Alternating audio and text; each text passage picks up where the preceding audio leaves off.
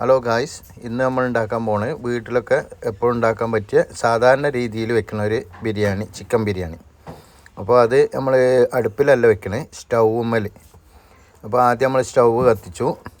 അത് കഴിഞ്ഞ് അടി കട്ടിയുള്ളൊരു പാത്രം വേണം, പക്ഷേ വീട്ടിലാകുമ്പോൾ അതിനുള്ള പാത്രത്തിനനുസരിച്ച് വെക്കുക. അതിൽ നമ്മൾ സൺഫ്ലവർ ഓയിൽ ഒഴിച്ചു, വലിയ ഉള്ളി ചെറുതാക്കി അരിഞ്ഞത് ഇട്ടു.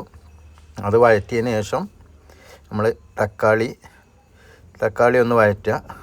തക്കാളി വഴറ്റിയതിന് ശേഷം വെളുത്തുള്ളി, ഇഞ്ചി, പച്ചമുളക്, ചുവന്നുള്ളി, ചെറിയ ഉള്ളി, ഇതൊക്കെ പാടെ കൂടി ചതച്ച് അതിട്ടു. അതൊന്ന് ശരിക്കും വഴറ്റുക. ഇത് അടി കട്ടിയുള്ള പാത്രം അല്ലാത്തതുകൊണ്ട് ചെറുതായിട്ടൊന്ന് അടി പിടിക്കുന്നുണ്ട്. അപ്പോൾ തീ കുറച്ച് വെച്ചതിന് ശേഷം ചെയ്യാം. പിന്നെ അതിലേക്ക് 2 സ്പൂൺ മഞ്ഞൾപ്പൊടി. നമ്മൾ ഏകദേശം 1 കിലോ റൈസ്, ഒരു 8 9 ആൾക്കൊക്കെ വീട്ടിലാകുമ്പോൾ പോവും. അതിനുള്ള അതാണ് വെക്കുന്നത്. 1 കിലോ റൈസ് ആയിട്ടുള്ളത്. സ്പൂണ് മുളക് പൊടി, മറ്റേ പച്ചമുളക് ഒക്കെ ഉള്ളതുകൊണ്ട് കുറച്ചിടുക. പിന്നെ മല്ലിപ്പൊടി ഒരു 2 സ്പൂൺ ഇട്ടായി, അധികം ഇടണ്ട. മല്ലിപ്പൊടി 2 സ്പൂൺ മല്ലിപ്പൊടി. അത് കഴിഞ്ഞ് അതൊന്ന് വഴറ്റിയതിന് ശേഷം അതിലേക്ക് പാകത്തിന് തൈര് ഒഴിച്ച് തൈരൊന്ന് വഴറ്റി ഇളക്കിയെടുക്കുക. ഒന്ന് മിക്സാക്കിയതിന് ശേഷം ലേശം ബിരിയാണി മസാല കുറച്ച് ബിരിയാണി മസാല ചേർത്തു. പിന്നെ ഒരു ചെറുനാരങ്ങ പിഴിഞ്ഞു. ആ ചെറുനാരങ്ങ അതിൽ മിക്സ് ചെയ്യുക. ഒരു ചെറുനാരങ്ങ നീര്, കുരു ഒഴിവാക്കുക. കുരു പെട്ടാൽ കയ്പ്പ് ടേസ്റ്റാവും. പിന്നെ കറിവേപ്പില, മല്ലിച്ചപ്പ്, പുതിന ഇതിടുക. ഇത് മിക്സാക്കുക. അതിന് ശേഷം ഇട്ട് മിക്സ് ചെയ്യുക. ഉപ്പ് പാകത്തിനുള്ള ഉപ്പിടുക. എല്ലാം കൂടി ഒന്നും കൂടി മിക്സ് ചെയ്യുക.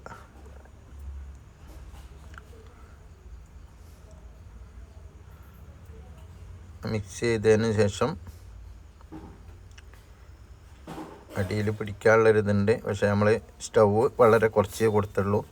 ആ മിക്സ് ചെയ്തിട്ട് അതിൽ നമ്മൾ ചിക്കൻ ഇട്ട് നല്ലോണം ഇളക്കി മിക്സ് ചെയ്യുക. മിക്സ് ചെയ്തിട്ട് ഒരു 5 മിനിറ്റ് ഒന്ന് ചൂട് തട്ടിക്കുക.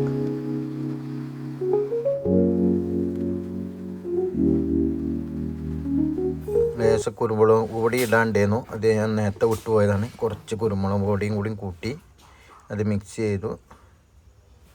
മിക്സ് ചെയ്തതിന് ശേഷം ഒന്ന് അമർത്തി വെച്ചതിന് അത് കഴിഞ്ഞത്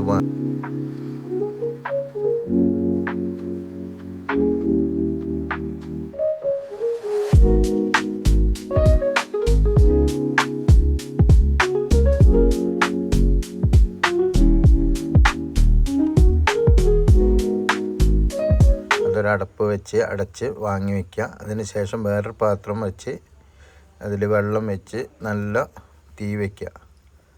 ആ വെള്ളം ഏകദേശം ചൂടാവാൻ സമയത്ത് അതിൽ ഉപ്പ് ചേർക്കുക.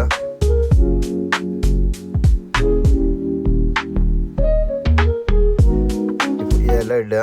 പിന്നെ ഒരു 4-5 ഏലക്കായ, 4-5 പൂവ്, അതേമാതിരി 2-3 കഷ്ണം പട്ട, ലേശം കറിവേപ്പിൻ്റെ ഇലയും കൂട്ടി വെള്ളം തിളപ്പിക്കുക. വെള്ളം തിളച്ചതിന് ശേഷം സൺഫ്ലവർ ഓയിൽ ഒഴിക്കുക. ക്യാരറ്റ് ലേശം ചെറുതായി അരിഞ്ഞതിട്ടു. ഇനി അതിലേക്ക് കഴുകി വെച്ച അരി, അത് വെള്ളം പ്രശ്നമല്ല, നമ്മൾ വെള്ളം ഊറ്റുകയാണ്. അതുകൊണ്ട് പിന്നെ കൈയ്യിട്ട് ഇങ്ങനെ എടുത്തിട്ടാലും മതി, കുഴപ്പമൊന്നുമില്ല.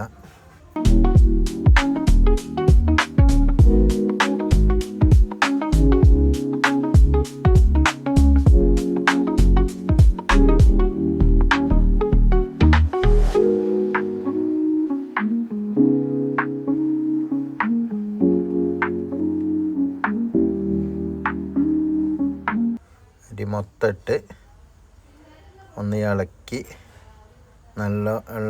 മൊത്തം അരി ഇളകുന്ന രീതിയിലൊന്ന് ഇളക്കി കുറച്ച് സമയം ഒന്ന് അടച്ചു വെച്ചാൽ നല്ലതാണ്. അത് കഴിഞ്ഞ് അരി കടി മാറുമ്പോൾ, പച്ച അരിൻ്റെ ആ കടി മാറി എന്ന് തോന്നുമ്പോൾ അധികം ഓവറായിട്ട് വേവാത്ത രീതിയിൽ അത് നമ്മളൊരു ഓട്ടപാത്രത്തേക്ക് ഊറ്റിയെടുക്കുക. ആ ഊറ്റിയെടുത്ത് വെള്ളം വാർന്ന ശേഷം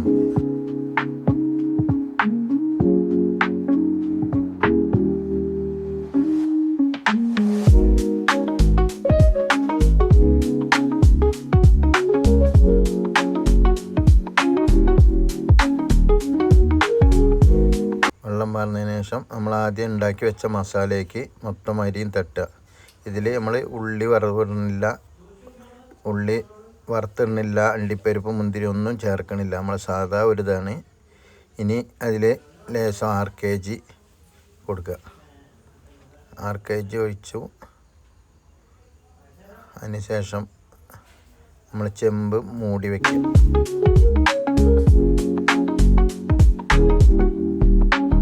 മൂടി വെച്ച ശേഷം നമ്മൾ അരി വേവിച്ച ആ ചൂടുവെള്ളമാണ് ഇതിൻ്റെ മുകളിൽ വയ്ക്കുന്നത്. കനലിടണില്ല. വീട്ടിലുള്ള സൗകര്യത്തിന് ഞാൻ തൽക്കാലം ചെറിയ സ്റ്റൗവിക്ക് മാറ്റി. തീ ആദ്യത്തെ ഒരു 5 മിനിറ്റ് ഒന്ന് നല്ല തീയിൽ വയ്ക്കുക.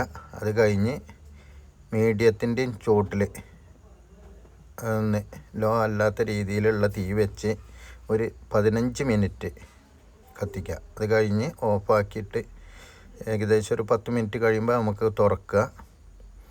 ഇതാണ് ബിരിയാണി റെഡിയായി. നമ്മളെ ബിരിയാണി പെട്ടെന്ന് ഇതാവും.